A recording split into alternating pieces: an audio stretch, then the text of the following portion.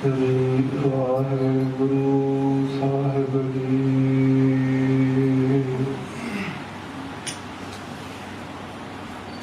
ਏਕ ਓੰਕਾਰ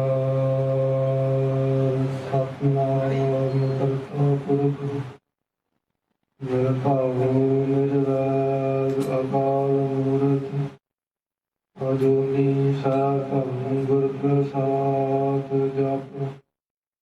ਆਦਿ ਸੱਚ ਜੁਗਾਦ ਸੱਚ ਹੈ ਵੀ ਸੱਚ ਨਾਨਕ ਹੋਸੀ ਵੀ ਸੱਚ। ਭਰਪੂਰ ਤੁਮ ਸੁਗੰਧਾ ਰਸ ਮਨੁਖ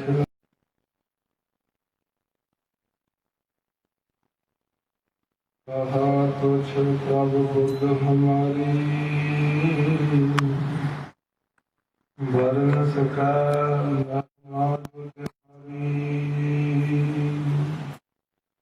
हम न सकत कार सिफत तुम्हारी। आप देहु तुम कथा सुधारी हम न सकत कार सिफत तुम्हारी। आप देहु तुम कथा सुधारी। सतनाम श्री वाहिगुरु साहिब जी। अनित वितं अनित चितं अनित आशा बहुविध प्रकारं अनित हेतं अहं बन्धं परमं माया मरणं विकारं। अनित वितं अनित चितं अनित आशा बहुविध प्रकारं अनित हेतं अहं बन्धं परम माया मरणं विकारं। वाहिगुरु जी का खालसा वाहिगुरु जी की फतेह। धन शब्द अर्थ जाहर जहूर हजरा हजूर सर्व कला भरपूर। वाणी के गुण हित कर जो की ओर चवर शतर तख्त मालक। सिंहासन ते सुभाएवान गरीब नवाज सतगुरु श्री गुरु ग्रंथ साहिब महाराज जी दे पावन गोद दा आनंद मान रहे गुरु रूप गुरु खालसा साध संगत जी। सतगुरु जी की अपार कृपा रहमत बख्शिश दे सदका संध्या वेले सुंदर दीवान सजाए गए सजे हुए दीवाना दे अंदर पाक पवित्र धरती बाणी सोदार श्री रहराज साहिब जी दे जाप आरती आरता ਅਤੇ ਹੋਰ ਆਸ ਪਿੰਡੇ ਸ਼ਬਦਾਂ ਦੇ ਕੀਰਤਨ ਗਾਏ ਨੇ। ਆਪ ਜੀ ਨੇ ਗੁਰਮੁਖਾਂ ਦੀ ਰਸਨਾ ਪਾਸੋਂ ਸ਼ਰਵਣ ਕੀਤੇ। ਜਿਸ ਤਰ੍ਹਾਂ ਕਿ ਆਪ ਜੀ ਭਲੀ ਭਾਂਤ ਜਾਣੂ ਹੋ ਉਸਤਾਦ ਸੁੱਚਾ ਸਿੰਘ ਜੀ ਭਗਤ ਇਹਨਾਂ ਦੇ ਨਿਮਿਤ ਇਹ ਪਾਵਨ ਸੰਸਕ੍ਰਿਤ ਦੇ ਸ਼ਲੋਕਾਂ ਦੀ ਕਥਾ ਚੱਲ ਰਹੀ ਹੈ। काफी दिनों तो ही आप हजूर का पावन वैरागमई उपदेश सुन के निहाल हो रहे थे। 15 श्लोकों की कथा विचार हुण तक गरीब नवाज सच्चे पातशाह जी की कृपा के नाल हुई है। अगे के श्लोकों के विच जिहड़ा महाराज जी का रागमई उपदेश बख्शिश कर रहे हैं सुन के लाहा प्राप्त करना है साडे गुरमुखां ने। प्रथम खालसा जी निमर बेनती है आप जी के चरणों ਕਿ ਕਥਾ ਵਿਚਾਰ ਚੱਲਦੇ ਸਮੇਂ ਆਪਣੀਆਂ ਮਨ ਚਿੱਤ ਬਿਰਤੀਆਂ ਨੂੰ ਇਕਾਗਰ ਕਰਕੇ ਰੱਖਣਾ ਹੈ। ਕਿਸੇ ਨੇ ਵੀ ਇੱਧਰ ਉੱਧਰ ਨਹੀਂ ਦੇਖਣਾ। ਦਰਬਾਰ ਦੇ ਵਿੱਚ ਕੋਈ ਡਿਸਟਰਬੈਂਸ ਕ੍ਰੀਏਟ ਨਹੀਂ ਕਰਨੀ। ਇਸ ਨਿਮਰ ਬੇਨਤੀ ਆਪ ਜੀ ਨੇ ਪ੍ਰਵਾਨ ਕਰਨੀ। ਸਾਰੇ ਹੀ ਗੁਰਮੁਖ ਜਨ ਮਨ ਚਿੱਤ ਬਿਰਤੀਆਂ ਨੂੰ ਇਕਾਗਰ ਕਰਦੇ ਹੋਏ ਮਹਾਰਾਜ ਜੀ ਦਾ ਪੈਰ ਧਾਰਦੇ ਹੋਏ ਗੱਜ ਕੇ ਰੱਖੋ ਜੀ। ਸਤਿਨਾਮ ਸ੍ਰੀ ਵਾਹਿਗੁਰੂ ਸਾਹਿਬ ਜੀ। ਸਤਨਾਮ ਸ੍ਰੀ ਵਾਹਿਗੁਰੂ ਸਾਹਿਬ ਜੀ। ਅਨਿਤ ਵਿਤੰ ਅਨਿਤ ਚਿਤੰ। ਧੰਨ ਸਾਹਿਬ ਸ੍ਰੀ ਗੁਰੂ ਅਰਜਨ ਦੇਵ ਸੱਚੇ ਪਾਤਸ਼ਾਹ ਜੀ ਮਹਾਰਾਜ ਜੀ ਦੇ ਪਾਸ ਹਰੀ ਲਾਲ ਕ੍ਰਿਸ਼ਨ ਲਾਲ ਨੇ ਬੇਨਤੀ ਕੀਤੀ। ਹਜ਼ੂਰ ਮਹਾਰਾਜ ਸਾਡਾ ਮਨ ਸਤਿਗੁਰੂ ਮਾਇਕੀ ਪਦਾਰਥਾਂ ਦੇ ਵਿੱਚ ਹੀ ਲੱਗਾ ਰਹਿੰਦਾ। ਸਤਿਗੁਰੂ ਪਰਮੇਸ਼ਰ ਤੋਂ ਇਤਨੀ ਦੂਰੀ ਕਿਉਂ ਹੈ ਮਹਾਰਾਜ ਸਾਡੀ? ਪਰਮੇਸ਼ਰ ਦਾ ਨਾਮ ਸਿਮਰਨ ਕਰਨ ਨੂੰ ਕਿਉਂ ਨਹੀਂ ਜੀ ਕਰਦਾ? ਗਰੀਬ ਨਵਾਜੀ ਸਤਿਗੁਰੂ ਜੀ ਮਹਾਰਾਜ ਜੀ ਗੋਪਾਲ ਨੂੰ ਉਪਦੇਸ਼ ਬਖਸ਼ਿਸ਼ ਕਰਦੇ। ਮਹਾਰਾਜ ਜੀ ਆਖਦੇ ਕਿ ਹਰੀ ਲਾਲ ਕ੍ਰਿਸ਼ਨ ਲਾਲ ਇਹ ਜੀਵ ਦੀ ਜਿਹੜੀ ਸੁਰਤ ਹੈ ਨਾ ਅਨਿਤ ਵਿੱਚ ਅਨਿਤ ਕਹੀਦਾ ਹੈ। ਨਿਤ ਨਾ ਰਹਿਣ ਵਾਲੀ ਨਾਸ਼ਵੰਤ ਜਿਹੜੀ ਵਸਤੂ ਹੋਵੇ ਉਸ ਨੂੰ ਅਨਿਤ ਕਹੀਦਾ ਹੈ। ਆਪਾਂ ਸਾਰੇ ਵਿਦਿਆਰਥੀ ਹਾਂ। ਹਰੇਕ ਅੱਖਰ ਦਾ ਅਰਥ ਬੋਧ ਹੋਣਾ ਅਤੀ ਜ਼ਰੂਰੀ ਹੈ ਕਿਉਂਕਿ ਖਾਲਸਾ ਜੀ ਟਕਸਾਲ ਦੇ ਵਿੱਚ ਇੰਨਾ ਵੱਡਾ ਮਹੱਤਵ ਹੈ। ਵਿਦਿਆਰਥੀ ਨੂੰ ਆਉਣ ਦਾ ਬੜਾ ਜ਼ਿਆਦਾ ਲਾਭ ਹੈ। ਭਾਵੇਂ ਕੋਈ ਪੜ੍ਹੇ ਨਾ ਵੀ ਨਾ ਤੇ ਟਕਸਾਲ ਦਾ ਜਿਹੜਾ ਵਿਦਿਆਰਥੀ ਹੁੰਦਾ 3 ਸਾਲ ਸੰਖਿਆ ਕਿਤੇ ਮਨ ਲਾ ਕੇ ਕਰੇ ਜਾਂ ਕਥਾ ਵਿਚਾਰ ਦੀ ਜਿਹੜੀ ਮਨ ਲਾ ਕੇ ਕਿਤੇ ਸੁਣੇ ਨਾ ਬੜੇ ਧਿਆਨ ਦੇ ਨਾਲ ਅੱਧਾ ਗਿਆਨੀ ਤਾਂ ਉਵੇਂ ਬਣ ਜਾਂਦਾ ਹੈ। ਇਸ ਕਰਕੇ ਹਰੇਕ ਸ਼ਬਦ ਦੇ ਵੱਲ ਹਰੇਕ ਅੱਖਰ ਦੇ ਵੱਲ ਚੰਗੀ ਤਰ੍ਹਾਂ ਧਿਆਨ ਦੇ ਨਾਲ ਸੁਣਨਾ ਹੈ। ਇਸ ਨੂੰ ਅਨਿਤ ਕਹੀਦਾ ਹੈ ਨਾਸ਼ਵੰਤ ਵਸਤੂ। ਅਨਿਤ ਵਿਤੰ ਇਹ ਜੀਵ ਦਾ ਜਿਹੜੀ ਸੁਰਤੀ ਹੈ ਖਾਲਸਾ ਜੀ।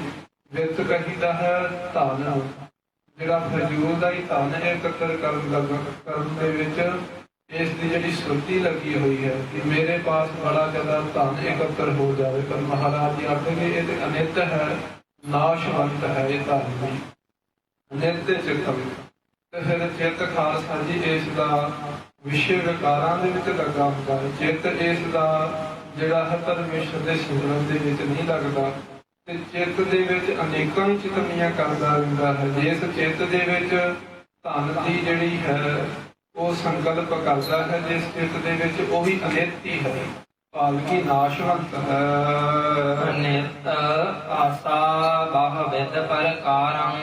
ਤੇ ਫਿਰ ਅਨਿਤ ਆਸਾ ਆਸਾ ਖਾਲਸਾ ਜੀ ਬੜੇ ਦੀਰਘ ਕਾਲ ਵਾਸਤੇ ਹੁੰਦੀ ਹੈ ਬੰਦੇ ਦੀ।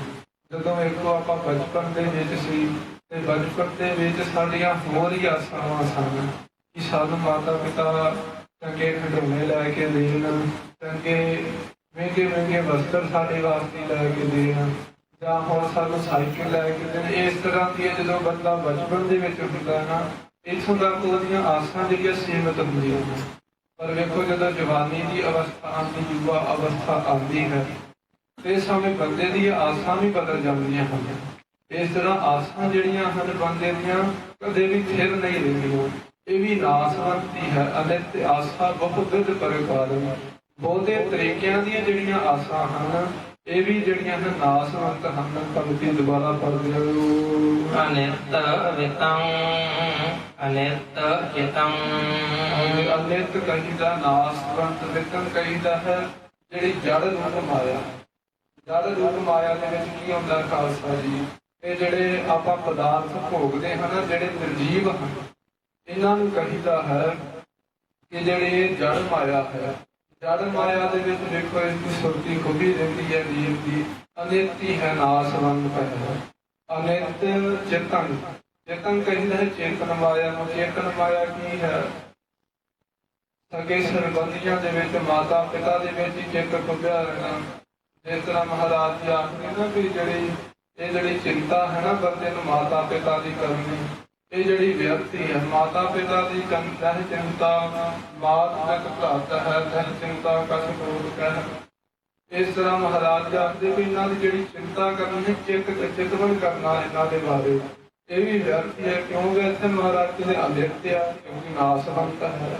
ਅਨਿਤ ਚੇਤਨ ਮਾਇਆ ਮਹਾਰਾਜ ਜੀ ਆਖਦੇ ਵੀ ਨਾਸਵੰਤੀ ਹੈ। ਅਨਿਤ ਆਸਾ ਬਹੁ ਵਿਦ ਪ੍ਰਕਾਰੰ। ਫਿਰ ਜਿਨ੍ਹਾਂ ਦੇ ਉੱਪਰ ਇਹ ਜੀਵ ਆਸਾਂ ਲਾਈ ਰੱਖਦਾ ਹੈ, ਜਿਵੇਂ ਕੋਈ ਵੱਡਾ ਹੋ ਜਾਵੇ, ਕਈਆਂ ਨੂੰ ਇਹ ਆਸਾਂ ਹੁੰਦੀਆਂ ਹਨ ਸਾਡਾ ਤੇ ਸਕਾ ਸੰਬੰਧੀ ਜਾਂ ਕੋਈ ਰਿਸ਼ਤੇਦਾਰ ਬਾਹਰ ਦੇ ਦੇਸ਼ ਦੇ ਵਿੱਚ ਪੱਕਾ ਹੈ, ਪੀਆਰ ਹੈ, ਤੇ ਸਾਨੂੰ ਵੀ ਸੱਦ ਲਵੇਗਾ। ਪਰ ਅਸਲ ਦੇ ਵਿੱਚ ਉਸਦੀ ਸੋਚ ਤੋਂ ਉਲਟੀ ਹੁੰਦਾ ਹੈ। ਕਿਉਂਕਿ ਜਦੋਂ ਬੰਦੇ ਦੇ ਉੱਪਰ ਸਿਰ ਤੇ ਆ ਕੇ ਪੈਂਦੀ ਹੈ, ਉਦੋਂ ਕੋਈ ਵੀ ਸਾਥ ਨਹੀਂ ਬੰਦੇ ਦਾ ਦਿੰਦਾ, ਸਾਰੇ ਹੀ ਸਾਥ ਛੱਡ ਜਾਂਦੇ ਹੋ। ਇਸ ਕਰਕੇ ਜਿਹੜੀ ਆਪਣੇ ਰਿਸ਼ਤੇਦਾਰਾਂ ਦੇ ਪਾਸੋਂ ਆਸਾਵਾਂ ਲਾਉਣੀਆਂ, ਜਿਹੜਾ ਉਹਨਾਂ ਦੇ ਉੱਪਰ ਆਸਾਂ ਲਾਉਣੀਆਂ ਹਨ, ਇਹ ਵੀ ਮਹਾਰਾਜ ਜੀ ਆਖਦੇ ਅਨਿਤੀ ਹੈ, ਨਾਸਵੰਤੀ ਹੈ। ਅਨਿਤ ਹੇਤੰ ਹੰ ਬੰਦੰ। ਅਨਿਤੀ ਹੈ ਭਾਈ, ਨਾਸਵੰਤ ਹੈ। ਹੇਤੰ ਕਹੀਦਾ ਮੋਹ ਨੂੰ, ਜਿਹੜਾ ਬੀਵੀ ਬੱਚਿਆਂ ਦੇ ਵਿੱਚ ਮੋਹ ਲਾਇਆ ਹੋਇਆ ਹੈ, ਪਦਾਰਥਾਂ ਦੇ ਵਿੱਚ ਮੋਹ ਲਾਇਆ ਹੋਇਆ ਹੈ, ਇਹ ਵੀ ਨਾਸਵੰਤੀ ਹੈ। ਅਨਿਤ ਹੇਤੰ ਅਹੰ ਬੰਦੰ। ਅਹੰਕਾਰ ਕਰਕੇ ਜਿਹੜੇ ਬੰਧਨ ਪਾਏ ਹੋਏ ਹਨ ਜੀਵ ਨੇ, ਇਹ ਵੀ ਮਹਾਰਾਜ ਚਾਹਦੇ ਵੀ ਜਿਹੜੇ ਵਿਅਕਤੀ ਹਨ ਨਾਸਵੰਤ ਹਨ।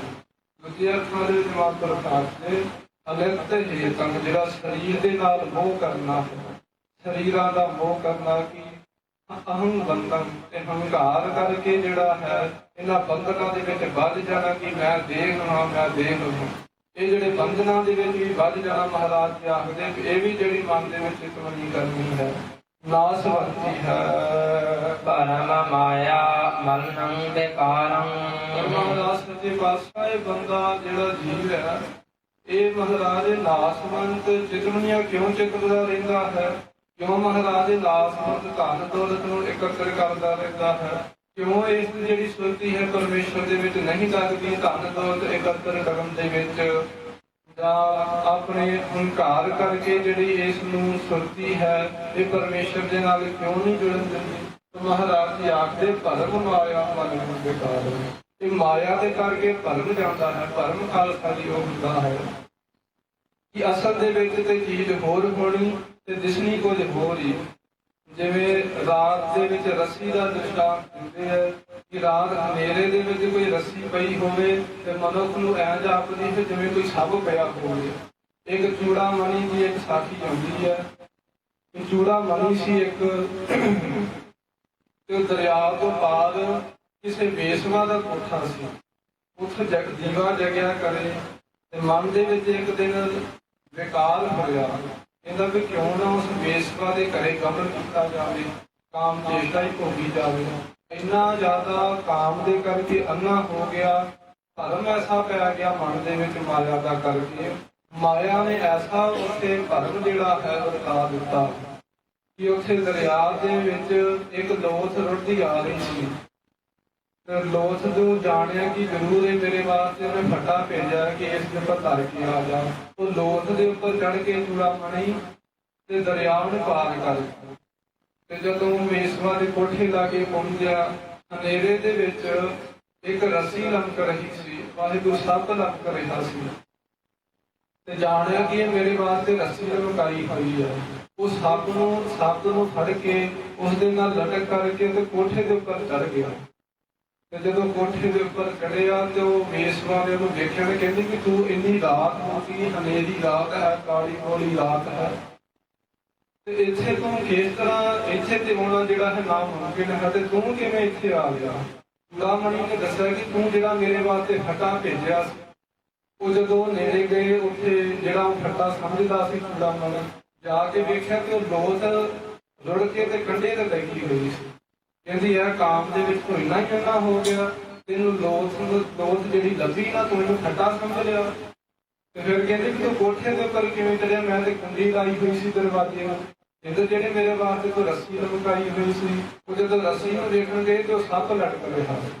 ਵੇਖੋ ਬੰਦਾ ਭਰਮ ਦੇ ਕਰਕੇ ਕਿੰਨਾ ਜਿਹੜਾ ਅੰਨਾ ਹੋ ਜਾਂਦਾ ਹੈ ਜਦੋਂ ਮਾਇਆ ਆਪਣਾ ਭਰਮ ਵਰਤਾ ਦਿੰਦੀ ਹੈ। ਤੇ ਸਮੇਂ ਉਹਨੇ ਕਿਹਾ ਬੇਸਵਾਨੇ ਕਿ ਜੇ ਇੰਨਾ ਤੂੰ ਭਰਮ ਦੇ ਵਿੱਚ ਅੰਨਾ ਹੋਇਆ ਮੇਰੇ ਤੱਕ ਪਹੁੰਚ ਸਕਦਾ, ਜੇ ਇੰਨੇ ਯਤਨ ਕਿਤੇ ਪਰਮੇਸ਼ਰ ਨੂੰ ਪਾਉਣ ਦੇ ਵਿੱਚ ਕੀਤੇ ਹੁੰਦੇ ਨਾ ਤੇ ਪਰਮੇਸ਼ਰ ਦੀ ਪ੍ਰਾਪਤੀ ਹੋ ਜਾਣੀ ਸੀ। ਇਸ ਕਰਕੇ ਭਰਮ ਮਾਇਆ ਮਰਨ ਦੇ ਕਾਰਨ ਮਹਾਰਾਜ ਇਹ ਮਾਇਆ ਜਿਹੜੀ ਹੈ ਭਰਮ ਕਿਵੇਂ ਪਾ ਦਿੰਦੀ ਹੈ ਜੀਵ ਦੇ ਹਿਰਦੇ ਦੇ ਵਿੱਚ। ਤੇ ਮਹਾਰਾਜ ਜੀ ਆਖਦੇ ਕਿ ਬਲਨ ਬੇਕਾਰਨ ਕਰਕੇ ਮਨ ਮਲੀਨ ਹੋ ਜਾਂਦਾ ਹੈ, ਫਿਰ ਇਸ ਨੂੰ ਮਾਇਆ ਦਾ ਭਰਮ ਪੈ ਜਾਂਦਾ ਹੈ। ਫਿਰ ਅੰਤ ਜੋਨ ਅਨੇਕ ਜਠ ਰਾਗਣ। ਤਾਂ ਫਿਰ ਹੰਕਾਰ ਕਰਕੇ ਜਦੋਂ ਮਨ ਮਲੀਨ ਹੋ ਜਾਂਦਾ ਹੈ, ਪਰਮੇਸ਼ਰ ਤੋਂ ਬੜਾ ਹੀ ਜ਼ਿਆਦਾ ਦੂਰ ਹੋ ਜਾਂਦਾ ਹੈ। ਮਹਾਰਾਜ ਜੀ ਆਖਦੇ ਕਿ ਫਿਰ ਤੁਰੰਤ ਜੋਨ ਅਨੇਕ ਜਠ ਰਾਗਣ, ਫਿਰ ਫਿਰਦਾ ਹੈ ਜੋਨ ਜੋਨੀਆਂ ਦੇ ਵਿੱਚ ਅਨੇਕਾਂ ਹੀ ਜਠ ਰਾਗਣਾਂ ਦੇ ਵਿੱਚ। ਅਨੇਕਾਂ ਹੀ ਜਿਹੜੀ ਜਠ ਰਾਗਣ ਮਾਤਾ ਦੇ ਉਦਰ ਦੀ ਅਗਨ ਹੁੰਦੀ ਹੈ। ਜਦੋਂ ਖਾਲਸਾ ਦੀ ਜੀਵ ਮਾਤਾ ਦੇ ਉਦਰ ਦੇ ਵਿੱਚ ਹੁੰਦਾ ਹੈ ਨਾ, ਜਿਹੜੀ ਜਠ ਅਗਨੀ ਹੈ ਬਾਹਰ ਦੀ ਜਿਹੜੀ ਅਗਨੀ ਹੈ ਤੋਂ ਕਿਤੇ ਜ਼ਿਆਦਾ ਭਿਆਨਕ ਅਗਨੀ ਹੁੰਦੀ ਹੈ। ਦੱਸਦੇ ਹਨ ਕਿ ਜਿਹੜੀ ਮਾਤਾ ਦੇ ਉਦਰ ਦੀ ਅਗਨੀ ਹੁੰਦੀ ਹੈ ਇਤਨੀ ਭਿਆਨਕ ਅਗਨੀ ਹੁੰਦੀ ਹੈ ਕਿ ਇਸ ਦੇ ਵਿੱਚ ਪੱਥਰ ਵੀ ਜੇ ਪੈ ਜਾਵੇ ਤੇ ਪੱਥਰ ਵੀ ਪਿਘਲ ਜਾਂਦਾ ਹੈ। ਤੇ ਮਹਾਰਾਜ ਜੀ ਵੇਖੋ ਕਿੰਨੀ ਬਖਸ਼ਿਸ਼ ਕਰਦੇ ਆ ਜੀਵ ਦੇ ਉੱਪਰ। ਫੁੱਲ ਨਾਲੋਂ ਨਰਮ ਬੰਦੇ ਦਾ ਸਰੀਰ ਹੁੰਦਾ ਹੈ ਤੇ ਜਿੱਥੇ ਗਰੀਬ ਨਿਵਾਸ ਦੇ ਪਾਤਸ਼ਾਹ ਜੀ ਉਸ ਜਠਰ ਅਗਨੀ ਦੇ ਵਿੱਚ ਇਹਦੇ ਸਰੀਰ ਨੂੰ ਪਕਾਉਂਦੇ ਹਨ। ਜਿਵੇਂ ਆਵੀ ਦੇ ਵਿੱਚ ਭਾਂਡਾ ਪੱਕਦਾ ਹੈ, ਇਸੇ ਤਰ੍ਹਾਂ ਬੰਦੇ ਦਾ ਸਰੀਰ ਪੱਕਦਾ ਹੈ ਜਠਰ ਅਗਨ ਦੇ ਵਿੱਚ। ਤੋ ਵੇਖੋ ਉੱਥੇ ਮਹਾਰਾਜ ਜੀ ਕੀ ਕਰਦੇ, ਮਾਤ ਗਰਭ ਨੂੰ ਆਪ ਸਿਮਰਨ ਦੇ ਤਹਿਤ ਰੱਖਣਾ ਪਾਵੇ। ਤੇ ਮਾਤਾ ਦੇ ਗਰਭ ਦੇ ਵਿੱਚ ਉਸ ਜਠਰ ਅਗਨ ਦੇ ਵਿੱਚ ਪਰਮੇਸ਼ਰ ਨੇ ਜੀਵ ਦਾ ਫੁੱਲ ਤੋਂ ਵੀ ਨਰਮ ਸਰੀਰ ਜਿਹੜਾ ਵੇਖੋ ਉਹਦੀ ਕਿਸ ਤਰ੍ਹਾਂ ਆਪਣੀ ਸਿਮਰਨ ਦੇ ਕੇ ਰੱਖਿਆ ਕੀਤੀ। ਪਰ ਇੱਥੇ ਆ ਕੇ ਕੀ ਕਰਦਾ ਹੈ ਜੀਵ, ਆਪਣਾ ਮਨੋਰਥ ਨੂੰ ਭੁੱਲ ਕਰਕੇ ਕੀ ਕਰਦਾ ਹੈ, ਅਨਿਤ ਵਿੱਚ ਜਿਹੜਾ ਨਾਸਵੰਤ ਵਿੱਤ ਪਦਾਰਥ ਹੈ ਜਾਂ ਧਨ ਹੈ ਇਸ ਦੇ ਵਿੱਚ ਸੁਰਤੀ ਜੋੜਦਾ ਹੈ। ਅਨਿਤ ਚੇਤਨ ਤੇ ਜਿਹੜੀ ਚੇਤਨ ਮਾਇਆ ਹੈ ਉਸ ਨੂੰ ਇਕੱਤਰ ਕਰਨ ਦੇ ਵਿੱਚ ਹੀ ਇਹ ਲੱਗਾ ਰਹਿੰਦਾ ਹੈ ਤੇ ਹੋਰ ਦੂਜਿਆਂ ਦੇ ਉੱਪਰ ਆਸਾ ਲਾ ਰੱਖਦਾ ਹੈ। ਪਰ ਆਸਾ ਤੇ ਇੱਕੋ ਇੱਕ ਪਰਮੇਸ਼ਰ ਤੇ ਲਾਉਣੀ ਸੀ ਨਾ, ਜਿਸ ਤੋਂ ਜਿਹੜੀ ਹੈ ਜਿਹੜਾ ਨਿਰਾਸਨ ਆਸ ਪੂਰਨ ਹੈ, ਜਿਹੜਾ ਪਰਮੇਸ਼ਰ ਨਿਰ ਆਸ, ਜਿਨ੍ਹਾਂ ਦੀ ਕੋਈ ਆਸ ਹੀ ਨਾ ਰਹੇ, ਜਿਨ੍ਹਾਂ ਤੋਂ ਕਿਸੇ ਨੂੰ ਉਮੀਦ ਹੀ ਨਾ ਰਹੇ, ਉਹਨਾਂ ਦੀਆਂ ਵੀ ਆਸਾਂ ਨੂੰ ਪੂਰਨ ਕਰਨ ਵਾਲਾ ਪਰਮੇਸ਼ਰ ਉਸੇ ਤੋਂ ਆਸ ਲਾਉਣੀ ਸੀ। ਪਰ ਇਹ ਤੇ ਹੋਰਾਂ ਹੀ ਆਪਣੇ ਰਿਸ਼ਤੇਦਾਰਾਂ ਦੇ ਪਾਸੋਂ ਆਪਣੇ ਮਿੱਤਰਾਂ ਦੇ ਪਾਸੋਂ ਆਸਾਂ ਲਾਈ ਜਾਂਦੀ। ਇੱਥੇ ਆ ਕੇ ਜੀਵ ਕੀ ਕਰਦਾ ਹੈ, ਮਨ ਨੂੰ ਵਿਕਾਰਾਂ ਦੇ ਕਰਕੇ ਮਲੀਨ ਕਰ ਲੈਂਦਾ ਹੈ। ਫਿਰ ਜਿਸ ਦੇ ਨਾਲ ਭਰਮ ਜਿਹੜਾ ਪੈ ਜਾਂਦਾ ਹੈ ਮਾਇਆ ਦਾ, ਉਸ ਦੇ ਨਾਲ ਫਿਰ ਹੰਕਾਰ ਆ ਜਾਂਦਾ ਹੈ ਸਰੀਰ ਦਾ। ਤੇ ਫਿਰ ਕੀ ਹੁੰਦਾ ਹੈ, ਫਿਰ ਅੰਤ ਜੋਨ ਅਨੇਕ ਜਠ ਰਾਗਣ, ਫਿਰ ਅਨੇਕਾਂ ਵਾਰ 84 ਲੱਖ ਦੁਨੀਆਂ ਦੇ ਵਿੱਚ ਭੋਗ ਕਰਕੇ ਜਾਂ ਹੋਰ ਜਠ ਅਗਨ ਮਾਤਾ ਦੇ ਜਠ ਅਗਨ ਦੇ ਵਿੱਚ ਬੜੀ ਵਾਰ ਇਸ ਨੂੰ ਆਉਣਾ ਪੈਂਦਾ ਹੈ। ਇਹ ਫਿਰ ਗੇੜ ਚੱਲਦਾ ਹੀ ਰਹਿੰਦਾ ਹੈ ਕਿ ਕਲਪ ਤੱਕ ਦਾ ਸਮਾਂ ਲੱਗ ਜਾਂਦਾ, ਕਲਪ ਕਾਲ ਤੱਕ ਜਿਹੜੀ ਮਨੁੱਖਾ ਦੇਹੀ ਪ੍ਰਾਪਤ ਹੁੰਦੀ ਹੈ ਹੋ ਜਾਂਦਾ। ਮਹਾਰਾਜ ਜੀ ਆਖਦੇ ਕਿ ਧਰਮ ਮਾਇਆ ਮਰਨ ਬੇਕਾਰਨ, ਫਿਰੰਤ ਜੋਨ ਅਨੇਕ ਜਠਾਂ, ਅਨੇਕਾਂ ਹੀ ਵਾਰ ਫਿਰ ਬੜੀ ਵਾਰ ਜਿਹੜਾ ਹੈ ਅਨੇਕਾਂ ਵਾਰ ਤੇ ਮਾਤਾ ਦੇ ਉਦਰ ਦੀ ਜਿਹੜੀ ਅਗਨੀ ਹੈ ਇਸ ਦਾ ਸੇਕ ਚੱਲਦਾ ਹੈ। ਨਹ ਸਿਮਰੰਤ ਮਲੀਨ ਬੁੱਧਿਆਂ। ਤੇ ਨਹੀਂ ਸਿਮਰਨ ਕਰਦਾ, ਕਿਉਂ ਮਹਾਰਾਜ ਸਿਮਰਨ ਨਹੀਂ ਕਰਦਾ, ਮਲੀਨ ਬੁੱਧੀ ਮਲੀਨ ਹੋ ਜਾਂਦੀ ਹੈ ਬੇਕਾਰਾਂ ਕਰਕੇ ਇਸ ਦੀ ਬੁੱਧੀ ਮਲੀਨ ਹੋ ਜਾਂਦੀ ਹੈ, ਜਿਸ ਦੇ ਨਾਲ ਪਰਮੇਸ਼ਰ ਦਾ ਸਿਮਰਨ ਨਹੀਂ ਚੱਲਦਾ। ਜਦੋਂ ਮਾਤਾ ਦੇ ਉਦਰ ਦੇ ਵਿੱਚ ਇਹਨੂੰ ਸੇਕ ਲੱਗਦਾ ਨਾ ਜਠ ਅਗਨੀ ਦਾ, ਉਦੋਂ ਫਿਰ ਸਵਾਸ ਕਰਕੇ ਪਰਮੇਸ਼ਰ ਦਾ ਸਿਮਰਨ ਕਰਦਾ ਕਿ ਆ ਵਾਹਿਗੁਰੂ ਮੈਨੂੰ ਇਸ ਜਿਹੜੇ ਮਾਤਾ ਦੇ ਜਠ ਅਗਨੀ ਹੈ ਮਹਾਰਾਜ, ਇਹ ਭਿਅੰਕਰ ਅਗਨੀ ਹੈ ਜਿਹੜਾ ਇਸ ਦੇ ਵਿੱਚੋਂ ਮਹਾਰਾਜ ਮੈਨੂੰ ਕੱਢ ਲੈ। ਸਿਰ ਤਲਾ ਪੈਰ ਉੱਪਰੇ ਬਸੰਦੋ ਕੋਹ ਥੜਾ ਥਾਏ, ਸੋ ਧਣੀ ਕਿਉਂ ਵਿਸਾਰਿਓ ਉਧਰ ਹੀ ਜਿਸ ਦੇ ਨਾਏ, ਨਾਨਕ ਸੋ ਧਣੀ ਕਿਉਂ ਵਿਸਾਰਿਓ ਉਧਰ ਹੀ ਜਿਸ ਦੇ ਨਾਏ। ਜਿਸ ਦੇ ਨਾਮ ਨੂੰ ਲੈ ਕਰ ਗਿਆ ਜੀਵ ਤੇਰਾ ਭਲਾ ਹੋਣਾ ਹੈ, ਉਸ ਨੂੰ ਤੂੰ ਕਿਉਂ ਵਿਸਾਰ ਦਿੱਤਾ ਹੈ ਮਲੀਨ ਬੁੱਧੀ ਦੇ ਕਰਕੇ। ਮਹਾਰਾਜ ਮਲੀਨ ਬੁੱਧੀ ਕਿਵੇਂ ਹੁੰਦੀ ਹੈ ਮਹਾਰਾਜ, ਇਹ ਭਰਮ ਮਾਇਆ ਵਰਤਨ ਬੇਕਾਰ। ਇਹ ਭਰਮ ਦੀ ਮਾਇਆ ਜਿਹੜੀ ਹੈ, ਮਾਇਆ ਕਰਕੇ ਬੰਦੇ ਦਾ ਜਿਹੜਾ ਮਨ ਹੈ ਭਰਮ ਜਾਂਦਾ ਹੈ, ਫਿਰ ਵਿਕਾਰਾਂ ਕਰਕੇ ਮਲੀਨ ਹੋ ਜਾਂਦਾ ਹੈ। ਤੇ ਜੋ ਬੁੱਧੀ ਵੀ ਮਲੀਨ ਹੋ ਜਾਂਦੀ ਹੈ ਇਸ ਦੀ, ਤੇ ਫਿਰ ਕੀ ਹੁੰਦਾ ਹੈ ਖਾਲਸਾ ਜੀ, ਨਹਿ ਸਿਮਰੰਤ ਪਰਮੇਸ਼ਰ ਦਾ ਨਾਮ ਨੂੰ ਸਿਮਰਦਾ ਨਹੀਂ ਹੈ। ਹੇ ਗੋਬਿੰਦ ਕਰਤ ਮਇਆ ਨਾਨਕ ਪਤਤ ਉਦਾਹਰਨ ਸਾਧ ਸੰਗਮ ਹੈ। ਫਿਰ ਹਰੀ ਲਾਲ ਕ੍ਰਿਸ਼ਨ ਲਾਲ ਨੇ ਬੇਨਤੀ ਕੀਤੀ, ਸੱਚੇ ਪਾਤਸ਼ਾਹ ਮਹਾਰਾਜ ਦੇ ਸਾਡੀ ਵੀ ਮਹਾਰਾਜ ਬੁੱਧੀ ਮਲੀਨ ਹੈ, ਪਰਮੇਸ਼ਰ ਦਾ ਨਾਮ ਸਿਮਰਦੇ ਨਹੀਂ ਹੈ। ਤੇ ਫਿਰ ਮਹਾਰਾਜ ਦੀ ਕੋਈ ਸਿਮਰਨ ਕਰਨ ਦੀ ਕੋਈ ਉਪਾਅ ਵੀ ਤੇ ਹੋਊਗਾ ਨਾ ਮਹਾਰਾਜ, ਇਹ ਜੁਨੀਆਂ ਤੋਂ ਬਚਣ ਦਾ ਕੋਈ ਉਪਾਅ ਵੀ ਤੇ ਹੋਊਗਾ। ਸੱਚੇ ਪਾਤਸ਼ਾਹ ਕੋ ਆਖਦੇ ਕਿ ਭਾਈ ਹਾਂ ਉਪਾਅ ਹੈਗਾ ਹੈ। ਕੀ ਉਪਾਅ ਹੈ? ਪਰਮੇਸ਼ਰ ਦੇ ਅੱਗੇ ਬੇਨਤੀਆਂ ਕਰੋ ਕਿ हे ਗੋਬਿੰਦ, ਇਹ ਅਕਾਲ ਪੁਰਖ ਵਾਹਿਗੁਰੂ, ਧਰਤੀ ਦੀ ਰੱਖਿਆ ਕਰਨ ਵਾਲੇ ਗੋਬਿੰਦ ਜੀ, ਕਰਤ ਮਇਆ ਸਤਿਗੁਰੂ ਸਾਡੇ ਤੇ ਕਿਰਪਾ ਕਰੋ। ਨਾਨਕ ਪਤਿਤ ਉਦਾਹਰਨ ਸਾਧ ਸੰਗਮ ਹੈ। ਜਿਹੜੇ ਪਤਿਤ ਹੋ ਜਾਂਦੇ ਹਨ, ਵੇਖੋ ਪਤਿਤ ਬੜਾ ਖਾਸ ਅਸੀਂ ਅੱਜ ਕੱਲ੍ਹ ਬੜਾ ਹੀ ਜ਼ਿਆਦਾ ਫੈਲਿਆ ਹੋਇਆ ਹੈ।